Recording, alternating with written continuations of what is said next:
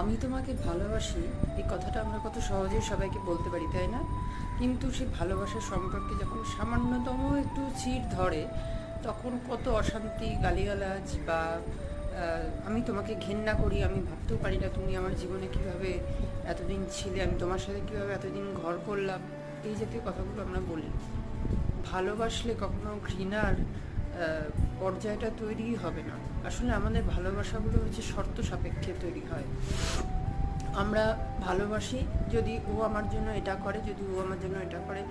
বিবাহিত যে সম্পর্কের ক্ষেত্রে সেটা একটা অভ্যাসের জায়গায় পৌঁছে যায়, কিন্তু সম্পর্কে চিড় ধরলে পরে বা ছাড়াছাড়ি বা বিচ্ছেদের পর্যায়ে তৈরি হলে তখন আমি তোমাকে ঘৃণা করি, আমি তোমার সাথে থাকতে পারবো না। ভালোবাসা হবে নিঃস্বার্থ, নিঃশর্ত। সেটা সম্পর্কে থাকাকালীনই হোক বা সম্পর্কের বাইরে, বা কাউকে আমি বলে উঠতে পারলাম না সেক্ষেত্রেও ভালোবাসায় যদি শর্ত থাকে সেটা কখনো